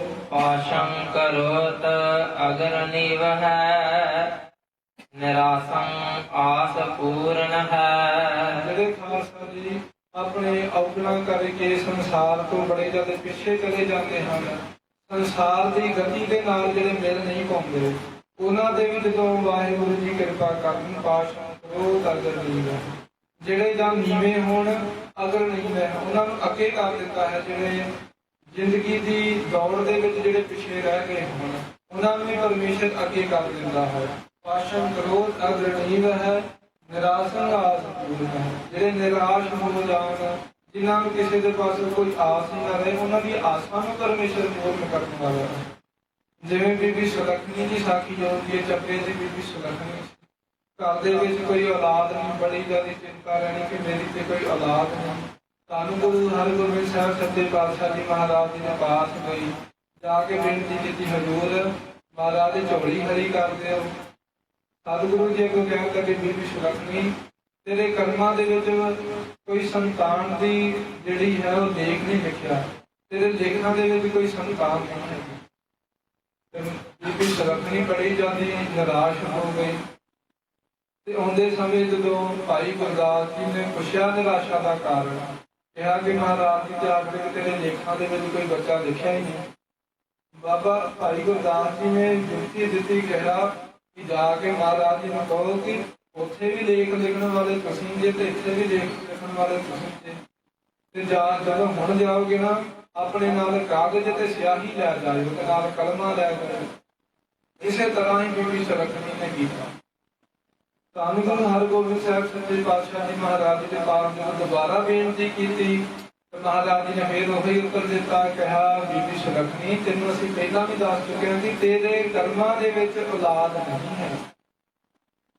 ਤੇ ਬੀਬੀ ਸੁਲੱਖਣੀ ਨੇ ਕਿਹਾ, ਮਹਾਰਾਜ ਜੇ ਮੇਰੇ ਲੇਖਾਂ ਦੇ ਵਿੱਚ ਸੰਤਾਨ ਦੀ ਦਾਤ ਨਹੀਂ ਲਿਖੀ ਤੇ ਮਹਾਰਾਜ ਉੱਥੇ ਵੀ ਲਿਖਣ ਵਾਲੇ ਤੁਸੀਂ ਜੇ ਤੇ ਇੱਥੇ ਵੀ ਲਿਖਣ ਵਾਲੇ ਤੁਸੀਂ ਜੇ। ਧੰਨ ਗੁਰੂ ਹਰਗੋਬਿੰਦ ਸਾਹਿਬ ਸੱਚੇ ਪਾਤਸ਼ਾਹ ਜੀ ਮਹਾਰਾਜ ਜੀ ਸੁਣ ਕੇ ਬੜੇ ਜ਼ਿਆਦਾ ਪ੍ਰਸੰਨ ਹੋਏ। ਕਿਹਾ ਕਿ ਲਿਆ ਬੀਬੀ ਸੁਲੱਖਣੀ, ਫਿਰ ਕਲਮ ਅਤੇ ਕਾਗਜ਼ ਦੇ ਨਾਲ ਸਿਆਹੀ ਦੇ ਸਾਂ। ਸਿਆਹੀ ਦੇ ਨਾਲ ਧੰਨ ਗੁਰੂ ਹਰਗੋਬਿੰਦ ਸਾਹਿਬ ਸੱਚੇ ਪਾਤਸ਼ਾਹ ਜੀ ਮਹਾਰਾਜ ਉਹ ਜਦੋਂ ਏਕਾ ਬੋਲਣ ਲੱਗੇ ਕਾਗਜ਼ ਦੇ ਉੱਪਰ, ਤੇ ਘੋੜੇ ਨੇ ਜਿਹੜਾ ਹੈ ਉਹ ਘੋੜਾ ਹਿੱਲ ਗਿਆ, ਤੇ ਹਿੱਲਣ ਦੇ ਕਾਰਨ ਮਹਾਰਾਜ ਸੱਚੇ ਪਾਤਸ਼ਾਹ ਜੀ ਦੇ ਹੱਥੋਂ ਇੱਕ ਦੀ ਥਾਂ 7 ਲਿਖਿਆ ਗਿਆ। ਜਦ ਕਿ ਆਖੋ ਜੀ ਸਤਿਨਾਮ। ਜਦੋਂ 7 ਲਿਖਿਆ ਗਿਆ ਖਾਲਸਾ ਜੀ, ਤੇ ਫਿਰ ਕੀ ਹੋਇਆ ਕਿ ਉਹ ਬੀਬੀ ਨੂੰ ਮਹਾਰਾਜ ਨੇ ਕਿਹਾ ਕਿ ਲੈ ਬੀਬੀ ਸੁਲੱਖਣੀ, ਤੂੰ ਇੱਕ ਪੁੱਤਰ ਦੀ ਦਾਤ ਮੰਗਦੀ ਸੀ ਨਾ, ਸੱਚੇ ਪਾਤਸ਼ਾਹ ਨੇ ਤੇਰੇ ਕਰਮਾਂ ਦੇ ਵਿੱਚ 7 ਪੁੱਤਰਾਂ ਦੀ ਦਾਤ ਬਖਸ਼ਿਸ਼ ਕਰ ਦਿੱਤੀ ਹੈ। ਹੁਣ ਤੇਰੀ ਨਿਰਾਸ਼ਾ ਜਿਹੜੀ ਹੈ ਇਹ ਸਾਰੀ ਮਿਟ ਗਈ ਹੈ। ਤਾਂ ਬੀਬੀ ਸੁਲੱਖਣੀ ਦੀ ਫਿਰ ਜਿਸ ਤਰ੍ਹਾਂ ਮਹਾਰਾਜ ਜੀ ਨੇ ਨਿਰਾਸ਼ਾ ਜਿਹੜੀ ਸੀ ਉਹ ਦੂਰ ਕੀਤੀ ਨਾ, ਆਸ ਪੂਰਨ ਕੀਤੀ, ਇਸੇ ਤਰ੍ਹਾਂ ਪਰਮੇਸ਼ਰ ਆਪਣੇ ਭਗਤ ਪਿਆਰਿਆਂ ਦੀ ਜਿਨ੍ਹਾਂ ਦੇ ਉੱਪਰ ਵਾਹਿਗੁਰੂ ਜੀ ਖੁਸ਼ ਹੋ ਜਾਂਦੇ ਹਨ, ਉਹਨਾਂ ਦੀ ਯਕੀਨ ਨਿਰਾਸ਼ਾ ਆਸ ਪੂਰਨ ਹੈ। ਉਹਨਾਂ ਦੀ ਜਿਹੜੀ ਨਿਰਾਸ਼ਾ ਹਨ ਉਸ ਨੂੰ ਮੇੜ ਕੇ ਆਸਾਂ ਪੂਰੀਆਂ ਕਰ ਦਿੰਦੇ ਹਨ। ਨਿਰਧਨ ਭਯੰ ਤਨਵੰਤ ਹੈ ਰੋਗੀਆਂ ਰੋਗ ਖੰਡਨ ਹੈ। ਜਿਹੜਾ ਕੋਈ ਨਿਰਧਨ ਹੋਵੇ, ਜਿਸ ਦੇ ਪਾਸ ਕੋਈ ਪ੍ਰਤੱਖ ਧਨ ਨਾ ਹੋਵੇ ਜਾਂ ਨਾਮ ਦਾ ਜਿਸ ਦੇ ਪਾਸ ਧਨ ਨਾ ਹੋਵੇ, ਉਹਨਾਂ ਤੇ ਵੀ ਗਰੀਬ ਨਿਵਾਸ ਸੱਚੇ ਪਾਤਸ਼ਾਹ ਦੀ ਕਿਰਪਾ ਕਰਦੇ ਹਨ। ਨਿਰਧਨ ਭਯੰ ਧਨਵੰਤ ਹੈ, ਉਹ ਵੀ ਧਨਵਾਨ ਹੋ ਜਾਂਦਾ ਹੈ। ਪ੍ਰਤੱਖ ਧਨ ਕਰਕੇ, ਧਨ ਦੌਲਤ ਕਰਕੇ, ਨਾਮ ਦਾ ਧਨ ਕਰਕੇ ਵੀ ਉਹ ਫਿਰ ਧਨਵਾਨ ਹੋ ਜਾਂਦਾ ਹੈ, ਧਨਾਢ ਹੋ ਜਾਂਦਾ ਹੈ। ਰੋਗੀਆਂ ਰੋਗ ਖੰਡਨ ਹੈ। ਰੋਗੀਆਂ ਦੇ ਵੀ ਰੋਗਾਂ ਨੂੰ ਖੰਡਣ ਵਾਲੇ ਹਨ ਅਕਾਲ ਪੁਰਖ ਵਾਹਿਗੁਰੂ। ਪ੍ਰੇਮੇ ਕੋੜੀ ਦੀ ਖਾਲਸਾ ਦੀ ਸਾਖੀ ਆਉਂਦੀ ਹੈ। ਘਰ ਸ਼ਾਹੂਕਾਰਾਂ ਦੇ ਵਿੱਚ ਘਰੇ ਜੰਮਿਆ ਪ੍ਰੇਮ ਚੰਦ ਮਾਪਿਆਂ ਨੇ ਨਾਂ ਰੱਖਿਆ, ਤੇ ਜਦੋਂ ਵੱਡਾ ਹੋਇਆ ਘਰ ਦੇ ਵਿੱਚ ਕੋਈ ਵੀ ਕਿਸੇ ਗੱਲ ਦੀ ਕੋਈ ਘਾਟ ਨਹੀਂ ਸੀ। ਘਰ ਦੇ ਵਿੱਚ ਮੱਝਾਂ ਗਾਵਾਂ, ਫਿਰ ਖੁੱਲੀ ਜ਼ਮੀਨ, ਹੋਰ ਇਤਿਆਦਿ ਭਾਰਤ ਦੀ ਹਰੇਕ ਹੀ ਸੁੱਖ ਸਹੂਲਤ ਜਿਹੜੀ ਸੀ